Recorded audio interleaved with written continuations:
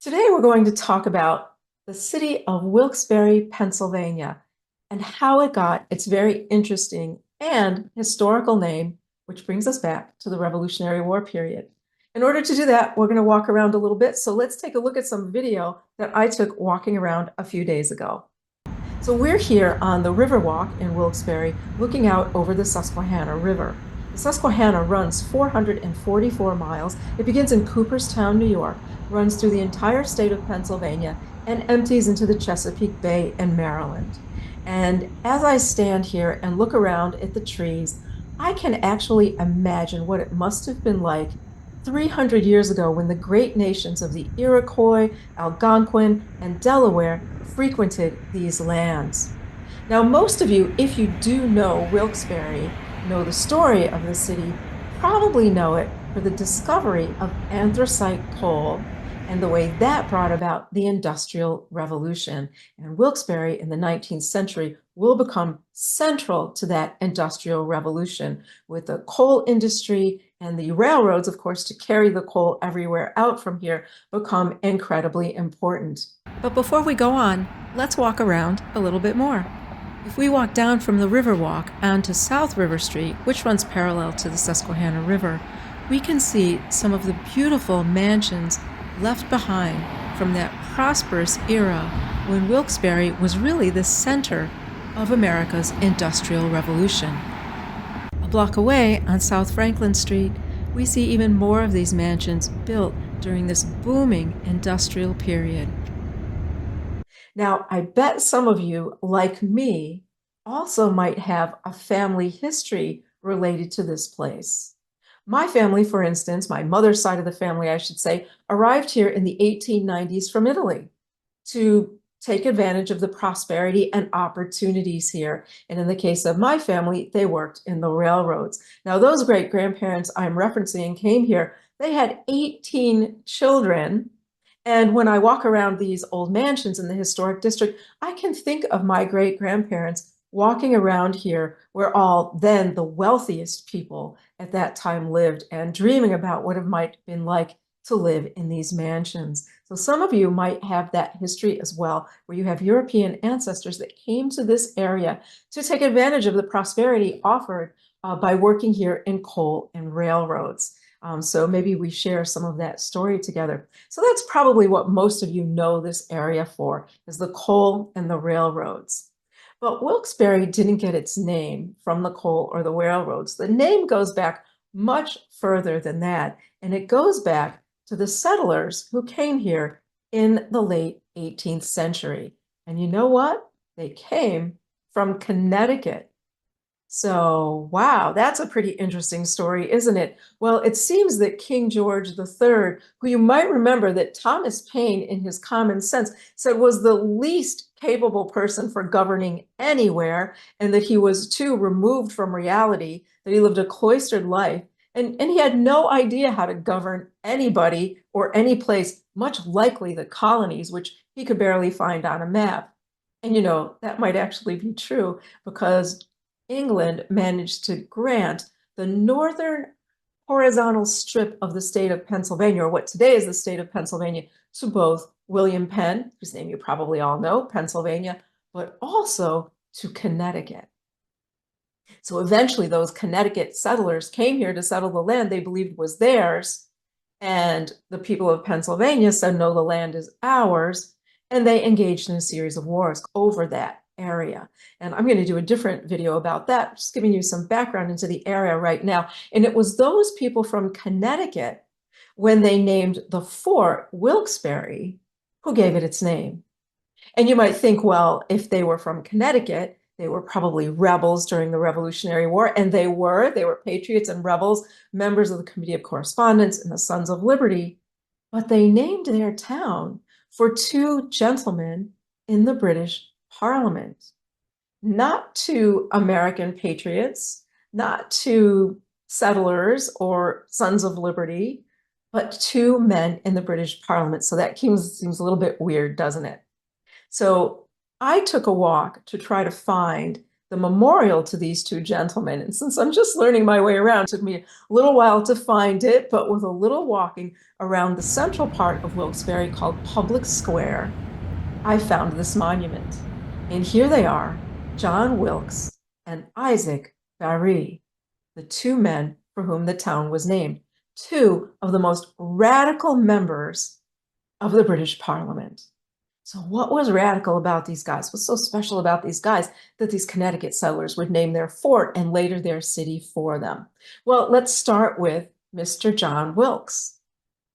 John Wilkes, one of the most radical men in the Parliament at that time and very popular here in America. Now, if you watched my video on McDougal Street in New York City, and I'll put a link for it right here for you to follow, you know a little bit about John Wilkes because he is related to the naming of McDougal Street and the person for whom McDougal Street in Greenwich Village was named. So John Wilkes. So who is John Wilkes? Wilkes was a member of the British Parliament, and he was a very radical member of the Parliament. He also served for a time as the mayor of London, and he referred to himself as the ugliest man in London, right? So he had a pretty good sense of humor as well. And what made him so radical? What made him radical was he believed that more people in England deserved representation in the House of Commons. Now, we usually don't know this today, but in England at that time, everyone in England didn't have representation in the House of Commons. There were some boroughs, as they called them, that had no representation and had people. And believe it or not, there were boroughs that had no people but had representation.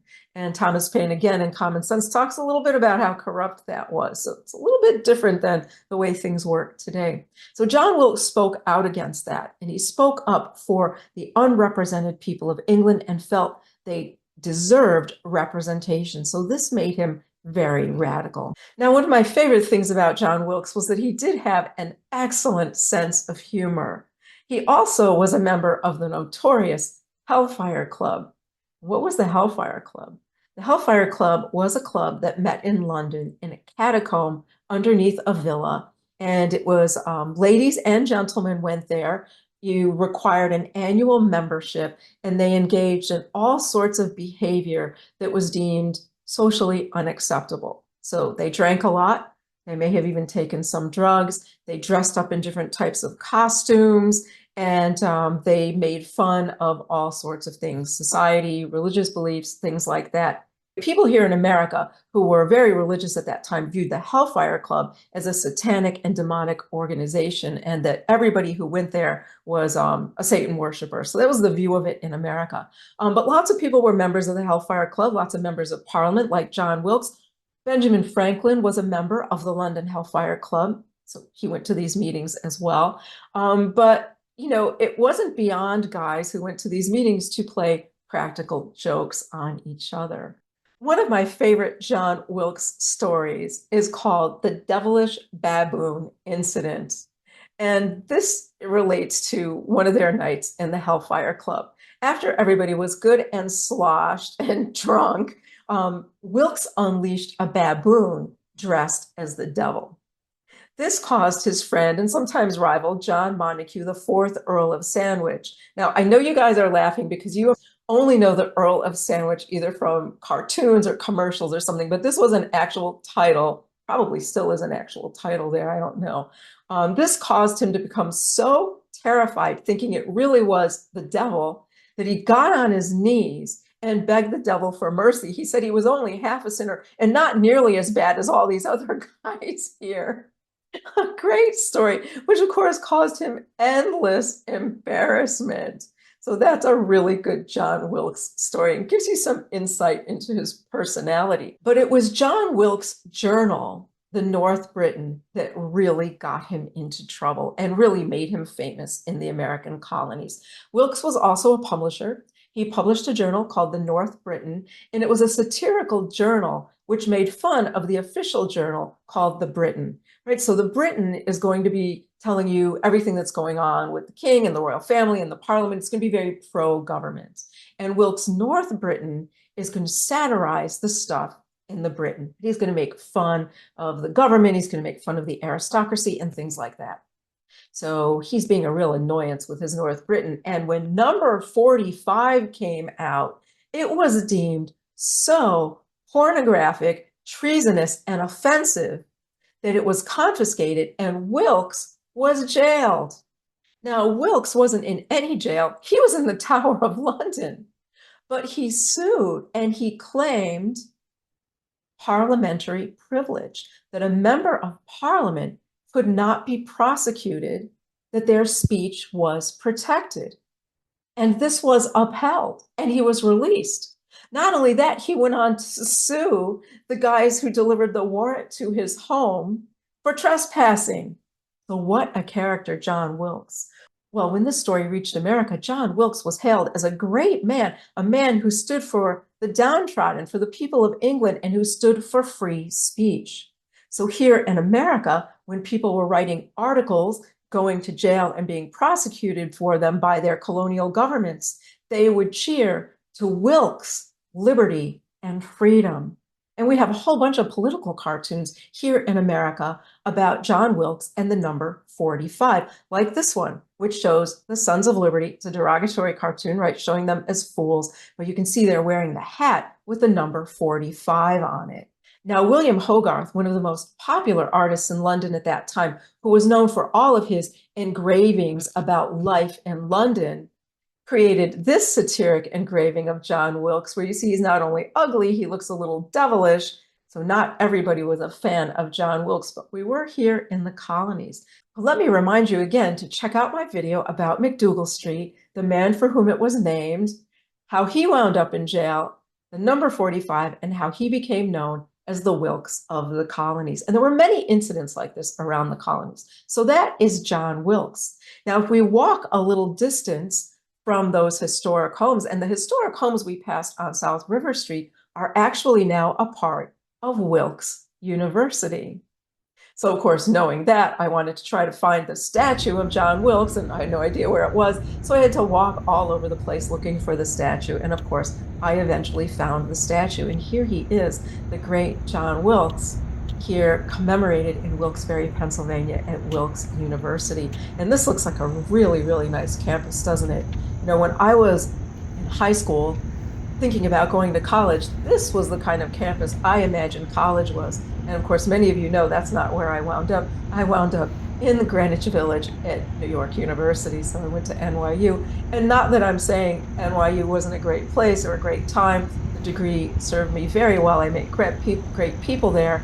I still wonder what it would have been like to go to a nice, quiet college environment like here at Wilkes University. Very pretty campus, filled with beautiful buildings. I'm going to see if I can get some tours of some of these buildings for you. Now, Isaac Barre, or as they say here, Barry, you know, I mentioned that my great-grandparents had 18 children. So I had all these aunts and uncles, and they all said the name of this place differently. Some of them called it Wilkes Barre, Wilkes Barre, Wilkes Barre. And I have been told, now that I'm new here, that the proper pronunciation is Wilkes Barre. So we're sticking with that in this video. So the second half is Isaac Barre. Serves as a military officer for many years in England in the British military, and he also became a member of Parliament. Now, you guys might remember in the 1760s, we were having all these issues with London over things called the Sugar Molasses Act, the Stamp Act, right? The Quartering Act, the Tea Act. And if you don't know about those, I have plenty of videos about these. I'll be talking more about them in the future. All of these acts which were causing the colonies to rebel against England. Now, what we don't learn in school is that we did have our supporters in England that were against all of these acts. And one of those people was Isaac Barre. And Prime Minister of England at the time, Prime Minister Lord North, got up and gave a big speech about how the colonies had no right to gripe and complain about the way they were being treated. Because he said the colonies are what they are because of us, the British Empire. They're safe because we protect them with our army and navy. They're free because they have the common law that we brought them. That they have everything they have because we have, over the last 100 years, nurtured them along, helped them, and developed them. And of course, everybody here in America knew that was all nonsense, right? They had neglected us. They completely ignored us, except when they could find ways to tax us to get some of our money over there to help them out with their financial problems. And Isaac Barre knew this quite well. When Lord North was finished with his speech, Barre got up and he gave a speech of his own. And he said, the colonies are what they are because we've ignored them. They are what they are in spite of us. And he went on to say, the true sons of liberty are the men who have gone there and risked everything, including their lives, to build what they have. What they have there, they have built on their own. It's the result of their own hard work over these years. And as you can imagine, Lord North was not too happy with Member of Parliament Barre's statements there. But here in America, when people learned of that, they rejoiced. They were really happy. And the committees of correspondence, as they were called, then took on the name Sons of Liberty. So it's from Isaac Barre that we get the Sons of Liberty in America. And Wilkes Barre, Pennsylvania, is named for these two great men who loved the American colonies and stood up for us in the Parliament, John Wilkes and Isaac Barre. I hope you guys enjoyed that very much. If you did, please give it a like. Be sure to subscribe to my channel as I'm learning my way around my new home here in northeastern Pennsylvania. I'll be coming out with a lot more videos like this, not only about northeastern Pennsylvania, but about central New York and also Pennsylvania. So I'm no longer in New York City, but there are a lot of great historic things to see that are not in New York City. So please support me here.